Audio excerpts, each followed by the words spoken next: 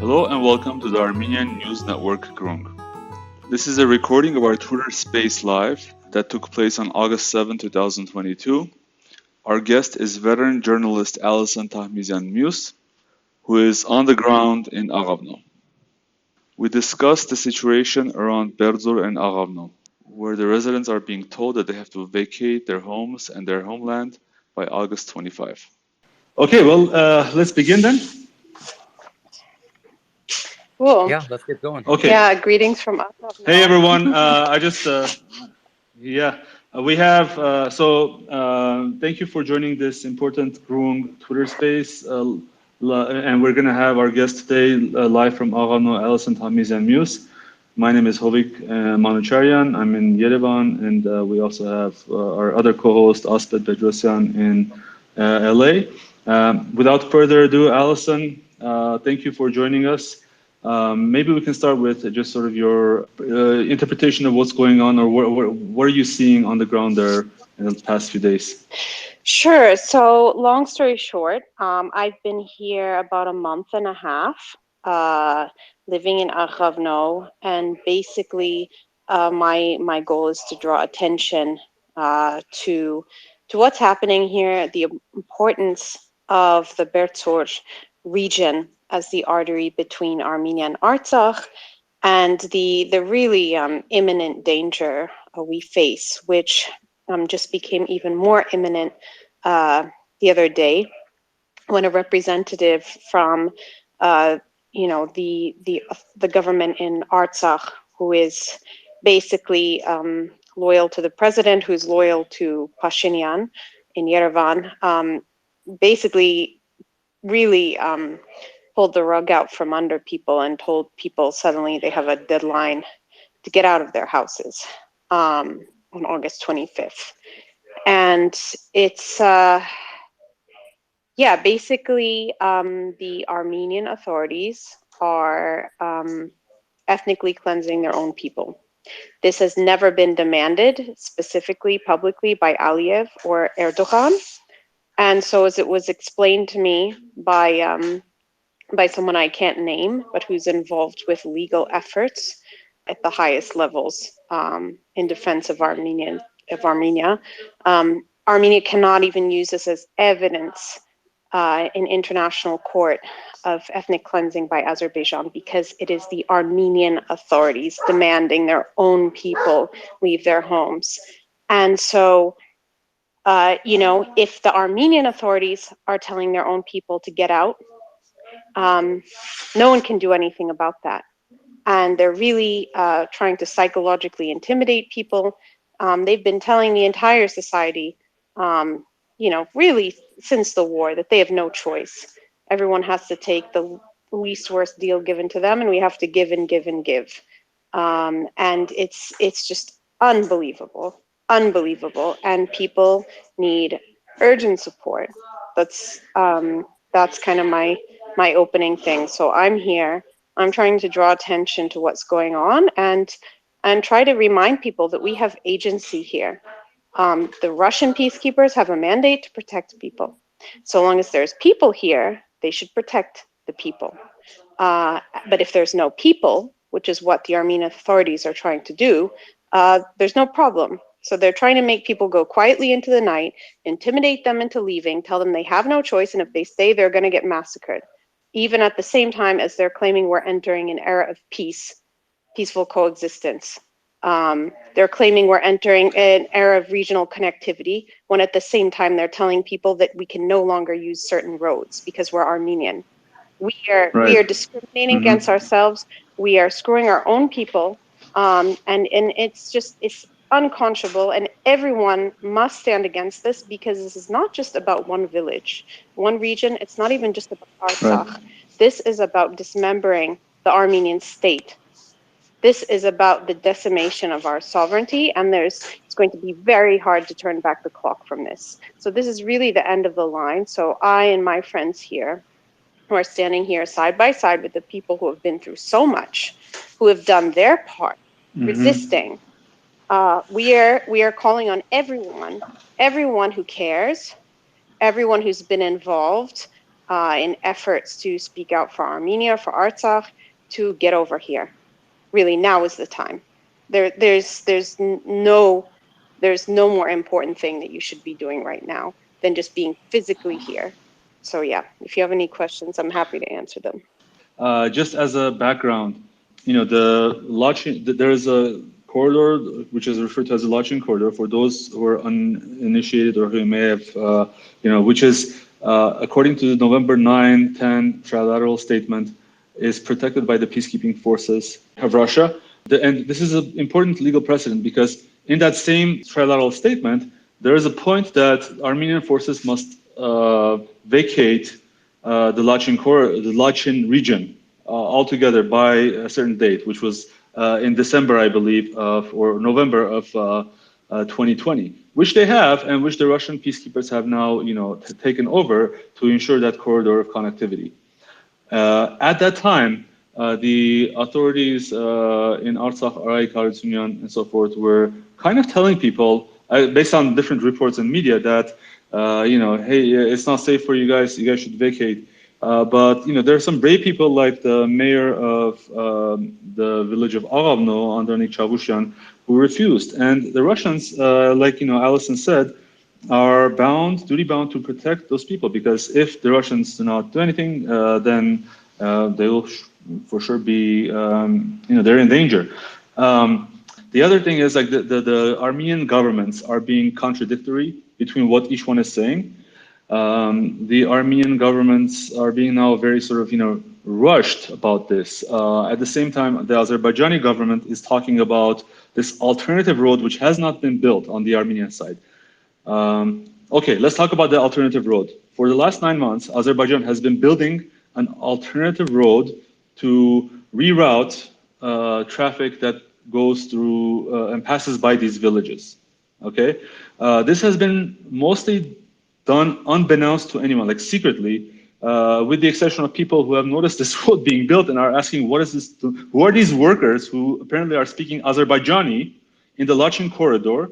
And why are they building stuff in the Lachin corridor?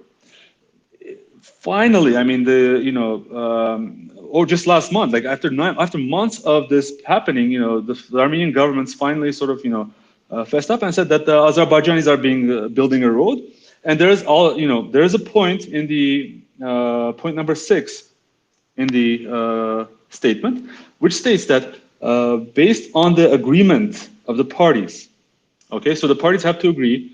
An alternative route, I just want to make sure you use in Russian, the word is marshrut. An alternative route will be determined that still lies within the Lachin corridor, which is defined as a 5-kilometer wide strip of land for the Armenians from Yerevan to visit Stepanakert and vice versa. So within a 3-year period, there is a deadline of 3 years for the plan for that route to be determined. And after that, there is no deadline for when it should be built. Okay, but all of a sudden, Armenians are being told that this route has been built on the Azerbaijani side.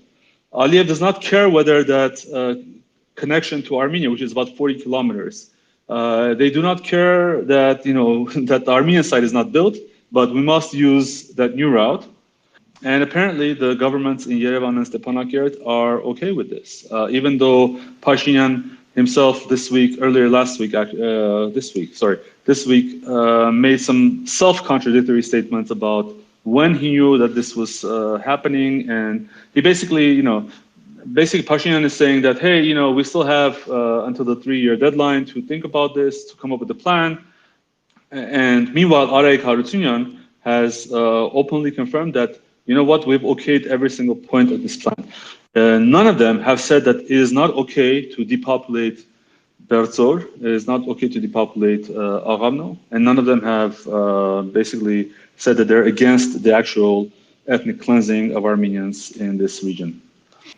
It's a very strange situation. There's a lot of points to hit, so I'm going to try to do it as organized as I can. But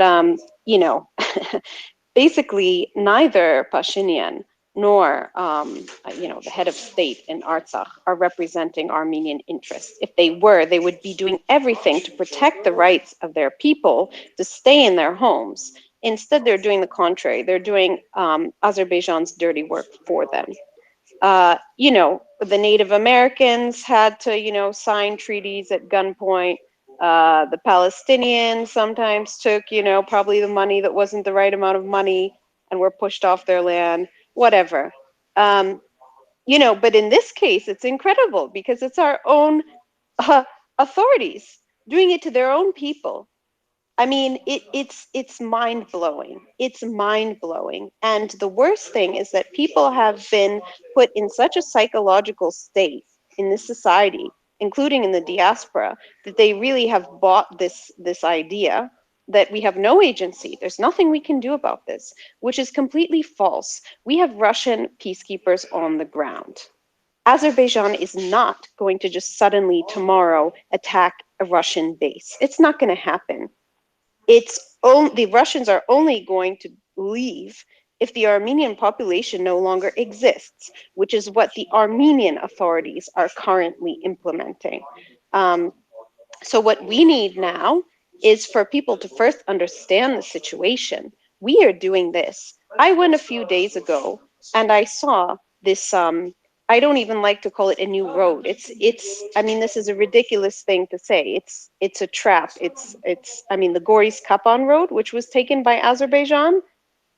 Armenians can't travel on that anymore. Even the Iranian truck drivers, most of them don't travel on it anymore. This is a land grab. This is the dismemberment of Armenia. It is happening, and it is being done, is being shepherded by the Armenian authorities. Let me tell you an example of how we can have our agency in Aghavno. So you mentioned the mayor of Aghavno is Antranik Shavushan. When the Azeris want to do anything here in areas controlled by the Armenians, they have to go through the Russian peacekeepers, put in a request. The Russian peacekeepers then relay that to the Armenian authorities, who have to check in with the local authorities. So, for example, in an area including Aghavno, the Azeris wanted to route a power line that connects areas that I guess are going to be going to Zangezur. I don't know. Part of their big plan. And Antranik said no. He simply said no. You cannot have Azeri workers here. You cannot put the power line on our highway. It's not acceptable to us. It's going to cause problems for us. So instead, they had to reroute it, and he just did that by saying no.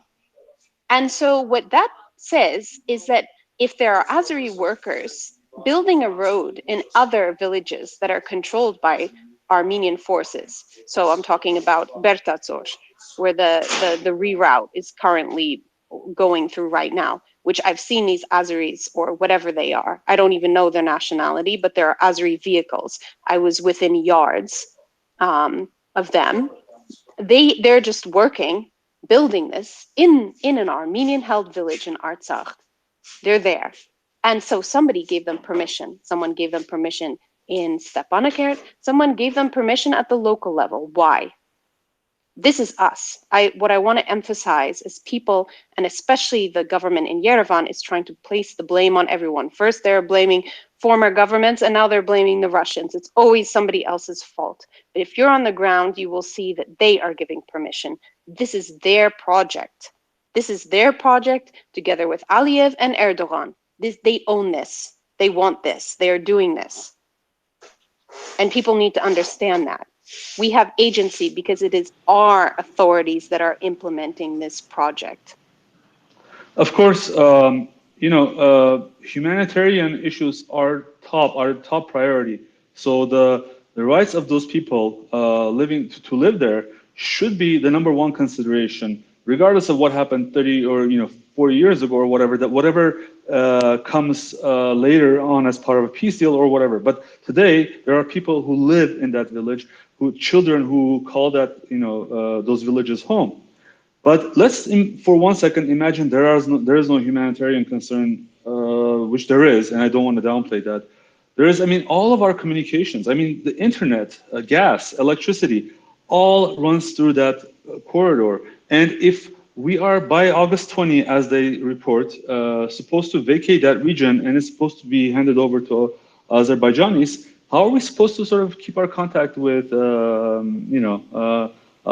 I mean, this is Well, a it's blockade. not Not in exactly. This is going to be, we're going to be Gaza. This is the Gazification of Artsakh, and Armenia is becoming the West Bank with all these Azeri-controlled roads going through it. I mean, it's August 25th, by the way. So it's enough time to get ourselves together and do something about this. But yes, it's not just, and people need to understand this also, it's not about one village or one area or just Al- about arts. There's this critical infrastructure that is Allison, not going to be under our control. Yeah. what can be done? What can be done is Hmm. that people, as I've said at the beginning of our talk, need to get themselves here. We need to fight with our presence, because the Armenian government has pulled out the Armenian military. They've washed their hands of Artsakh. So people need to come. There's nothing stopping people from coming and living here and being here and saying no. And it should be an honor for people to do this. It should be a duty. This is all people should be working on right now and talking about. And it needs everyone who opposes ethnic cleansing and genocide of Armenians should be here. Do you know? Well, obviously, I mean, there were rumors that throughout these 9 months, the government in Artsakh was trying to entice the citizens of these villages with monetary, some kind of compensation or rewards, and other types of favors in exchange for vacating. Those were just, I just want to highlight, those were just rumors that I read in newspapers. No, But it's not rumors. apparently, It's as an no, official well, program. yeah. So the last week, officially, Hovik Manucharyan, who is the minister, I believe, of territorial administration in Artsakh, visited your village and explicitly said that, if you guys vacate and you don't burn your homes, then we'll compensate you somehow. But obviously, I mean, as you say, Alison, they have been building this road for a long time. There must have been permission, there must have been agreement from both Armenian governments. And just this lack of transparency and honesty with the entire sort of Armenian nation, not just citizens, but the entire Armenian nation is dumbfounding to me.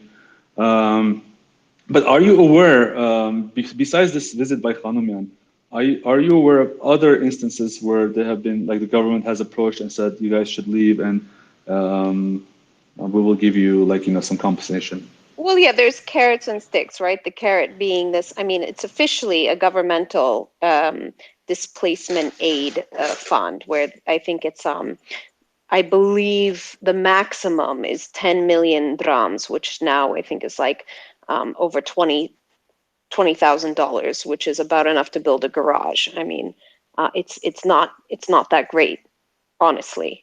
But they're basically saying like, hey, take this, or that's the best it's going to get. I mean, it's and they're, yeah, You they're know really what's And intimidating people. what's the really other, interesting also, if you see pictures of Aghavno, it looks beautiful, right? You know this because you're there. Yeah. I think the government put a bunch of money into renovating, rebuilding, and helping people, and then all of that money will be wasted at this point in time. So it just doesn't Actually, look like I there's think any kind of a I plan. think it was the ARF who built this village. I'm pretty Was sure, but don't quote there me were on that. some with what public money efforts was too. that built? Yeah. Yeah. I mean, and if you go on And the highway, from, that connects Armenia to Artsakh, it was the highest on All Armenia Fund. No, I mean, it built with the support of all Armenians is what it says on the sign. So, I mean, there's so many people have contributed to the efforts for people to live here. The hydroelectric plant here. I mean, they want to hand over the hydroelectric plants. They've already handed over like 30 out of 33 hydroelectric plants. There's so many things, and I think the diaspora was so misled during and after the war, Yeah. believing that we had no choice, this and that. We just were not up to the task. So much critical infrastructure. The critical buffer areas were not lost in the war. They were defended with the blood of thousands of guys, and then they were just ceded by Pashinyan, and he has continued to cede everything. The Goris Kapan Road, our critical route to Iran, critical to Armenian sovereignty, to balancing our relations between the Iran-Georgia way and the Turkey-Azerbaijan way. I mean, it's just, I think people need to really, really wake up. We suddenly have a deadline to wake up, honestly. August 25th. If this happens, this is it. This is it. Artsakh is done. There will be no sovereign Artsakh. Okay, people will still be there. The Russians will still be controlling the road, but I believe the Russians only control the new route for a certain amount of time. I mean, if we have, we need people to wake up. We need people to get over themselves, to really get a grip, because people have been conditioned to think that we have no agency. That is not the case. Let's finish up if you want, Hovik, and then let's take a couple of questions we have. Right. I think that, look, regardless of what political force you support, any sane person should ask the question: why did the head of the National Security Council in Armenia, Armen Grigoryan, state that in June, about a month ago, that this is a problem that we still have to 1.5 years to think about? He reassured the residents of that village, he reassured the entire Armenian nation that basically there's nothing to worry about, and and why the change all of a sudden? And in fact, the Armenian government now is sort of playing hey, I didn't know about this, but it's obvious that there was, in April, there was a government tender announced to build the Armenian side of the road that the Azeris are building. The reroute of that road on the Armenian side was supposed to be built by the by an Armenian company. The tender was announced in April. Obviously, these people knew something. Why is all of this lying, and no one is saying anything about it? I mean, that's what's is really concerning to me. Because they're in a race against time. These people need to deliver on what they've promised. They're tripping over themselves to implement this, which is, I want to remind everyone of one thing. They talk about, oh, we have no choice. Pashinyan says his hands are tied because of this trilateral statement. What about the POWs? Did everybody forget about them? I mean, this was the most basic thing that should have happened immediately. But instead, Pashinyan gave every Azeri POW back. Not only that, he gave back convicted criminals who had murdered children, and without getting our guys back. And now they're still in Baku, and they're still giving away territory that they don't even have to. They're not playing any card. They could at least use us in Aghavno as a card to get back. Let me also say, and they don't even want it. Alison, let me also add one thing. When you say that Pashinyan says that his hands are tied because of the agreement and everything, this is exactly why he should be resigning. He is not the right person to be leading the negotiations and towards peace. His hands are tied. He's the loser, and he needs to go. I agree. The answer is staring us in the face. But he doesn't want to go. Right, I mean, he's whatever. I don't have a problem because, I mean, this guy is getting something out of this. Yeah. But everybody else needs to wake up. I mean, people need to be treating this as the end of Armenian statehood. If this happens, people need to understand the severity of the situation. All right, Hovik, and the situation is the severity of the situation is not just going to be sort of these 3 villages depopulated. If this falls into the hands of the Azerbaijani armed forces, then the citizens of the village of Tev and all those bordering villages are now not going to have friendly Aghavno neighbors on their on their side, but they're going to have armed Azeris, pointing their sights at the villages on the Armenian border. And here we have an Armenian leader who says that, oh, sure, let them enter and exit Armenia any way they want. Our borders are open for Azerbaijanis to pass through.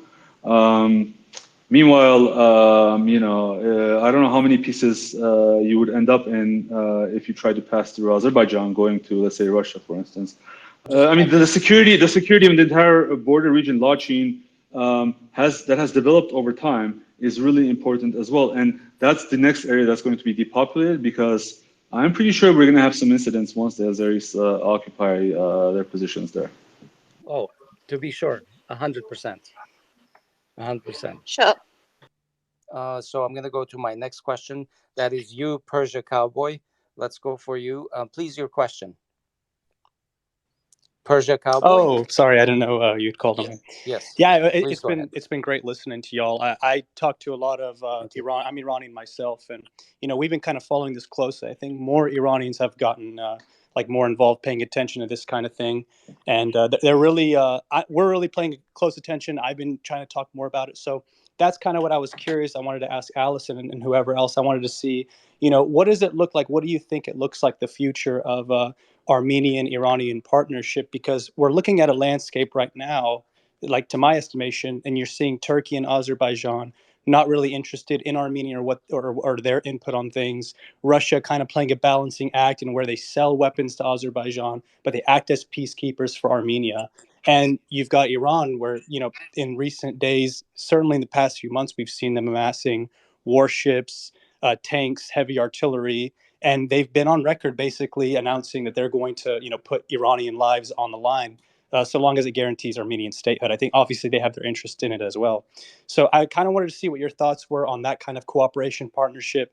Do you think it's going to continue to grow? I mean, how do you see Iranian involvement in this, or do you think it's just one of those situations? I mean, I think a lot of y'all are very skeptical of Russia and the role they're playing, but I wanted to see what your thoughts are on where Iran stands here and that kind of cooperation between Armenia and Iran moving forward.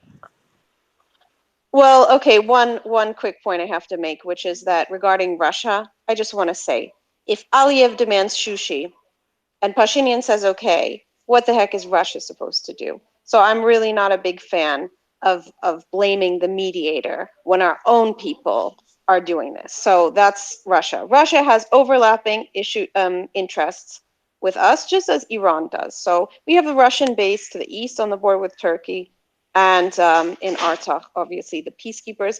And with Iran, Iran sees Sunik as critical. I mean, the Armenia-Iran border is critical. They've said that it is a red line. They've amassed forces on the border, and they've made very clear that if Azerbaijan and Turkey make a move to cut that border, that they will intervene. So for me, I mean, I consider that the current Armenian authorities in Yerevan are basically a collaborationist regime with Turkey. They do not represent Armenian interests because Armenian interests are to maintain sovereignty and to keep all of our borders sovereign. So it's obviously not ideal to us that we, under Pashinyan, we're dependent on Russians for security, we're dependent on Iran to keep our border to the south, but this is the situation. The Iranians noted even before the war, I believe I forget the newspaper, but I guess it's known as kind of the mouthpiece of the supreme leader, that they said that there is basically a veiled alliance between not only Georgia, Turkey, Azerbaijan, and Israel, but also Armenia under Pashinyan. So they have picked up on the way things are going for a while. Pashinyan is trying to kind of put Armenia more in the NATO orbit, and that means connecting more with Georgia, Azerbaijan, Turkey, whatever. So I think the Iranians have been well aware.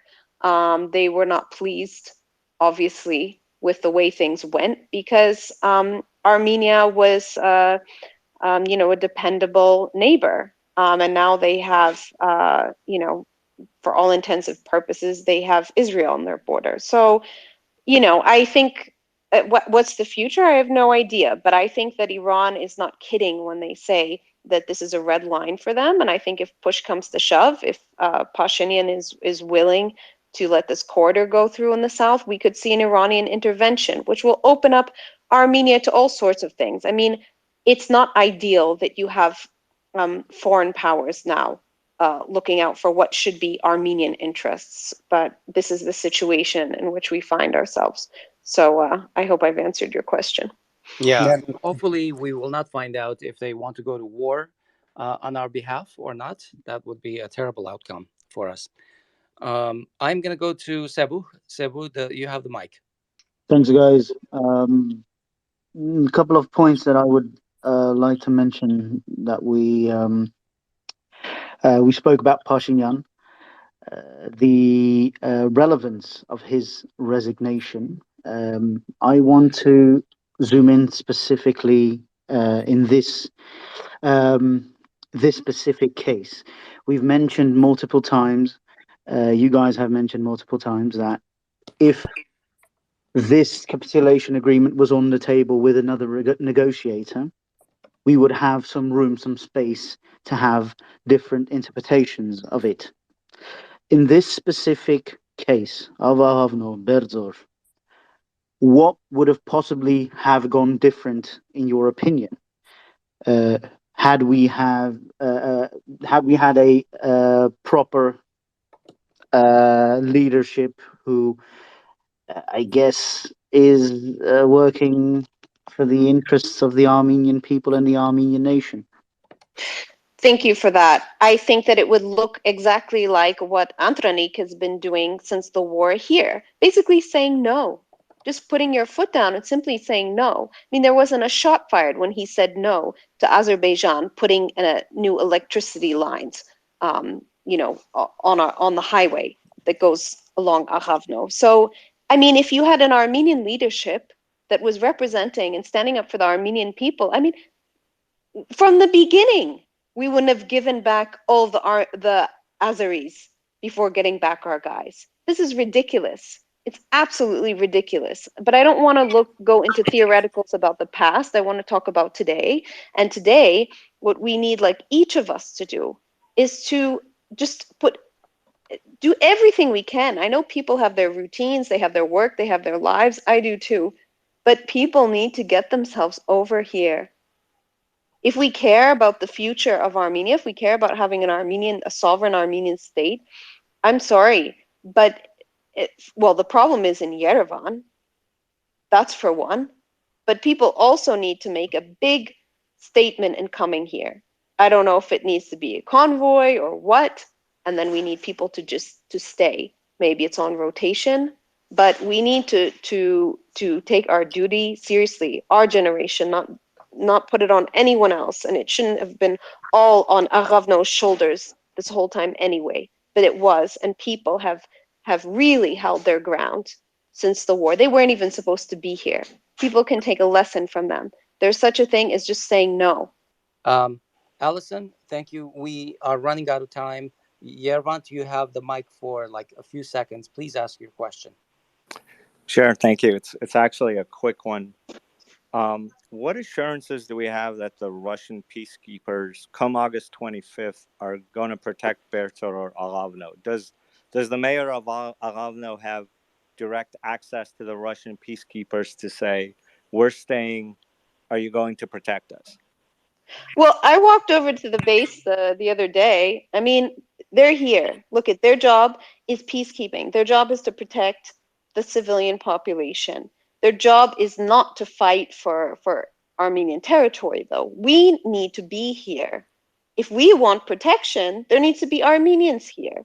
And no, there's never any guarantee of anything. But if you preemptively give up, you've already lost. And that's what people are doing. And part of the reason, a huge part of the reason, is because the authorities have conditioned people and directed the society to tell them that you have no agency. There's nothing you can do. So we need to stop taking cues from them and take control of our own future and not wait for anyone to do anything for us, including the Russians, the Iranians, the West, the international community, whatever. It's us. And yes, one person can make a difference, as happened in Aghavno.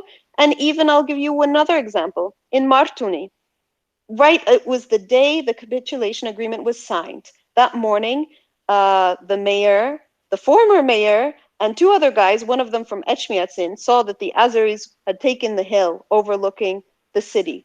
These four guys went up there and took it back. Four guys just did it. And that's the reason that it was frozen under Armenian control. when the November 9th agreement was signed. Yeah. So people need to understand that, yes, individuals can make a difference, and we need to stop listening to this horrible, just desensitizing, demoralizing rhetoric coming from the top. And it's very difficult to break the fear barrier, but we have to. Alison, thank you very much for joining us. Thank you, everyone. We have to break off. Thanks to all the listeners. We will come back when we have some news and some information to pass on. Thank you, everyone. Have Thanks, a good guys. night. Bye-bye. Bye-bye. We'll talk to you soon. That concludes this Conversations on Grung episode, and we hope you found it useful. As always, we invite your feedback. You can find us on most social media and podcast platforms or our website, grung.org. Don't forget to subscribe to our channel on YouTube, like our pages, and follow us on social media. On behalf of everyone in this episode, we wish you a good week. Thanks for listening, and we'll talk to you soon.